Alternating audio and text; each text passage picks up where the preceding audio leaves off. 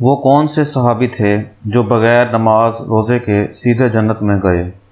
حضرت ابو ہریرہ رضی اللہ تعالیٰ عنہ کے پاس حدیث پڑھنے کے لیے جب کوئی آتا تو اس سے ایک سوال ضرور کرتے کہ اس صحابی کا نام بتاؤ جس نے ایک نماز بھی نہیں پڑھی، نہ روزہ رکھا اور سیدھے جنت میں گئے۔ تو حضرت ابو ہریرہ رضی اللہ تعالیٰ عنہ خود جواب میں ارشاد فرماتے کہ وہ حضرت اسیرم یعنی عمر بن ثابت رضی اللہ تعالیٰ عنہ تھے۔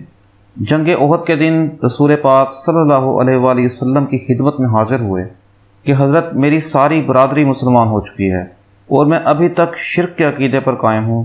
اگر میں کلمہ پڑھوں اور تلوار اٹھا کر کفار پر حملہ کر لوں اور قتل ہو جاؤں تو مجھے کیا ملے گا؟ فرمایا جنت ملے گی۔ بس یہ سننا تھا کہ تلوار اٹھائی اور حملہ کر کے شہید ہو گئے۔ رسول پاک صلی اللہ علیہ وآلہ وسلم نے جنت کی خوشخبری سنا دی۔ صحابہ کرام رضی اللہ تعالیٰ عنہ نے پوچھا کہ حضرت انہوں نے تو ایک نماز بھی نہیں پڑھی تھی۔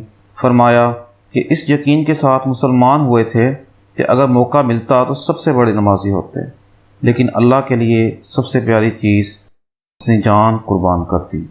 اگر آپ ایسی ہی معلوماتی اسلامی ویڈیوز دیکھنا چاہتے ہیں تو ہمارے چینل مولانا محمد یاسر کو سبسکرائب کریں۔ شکریہ۔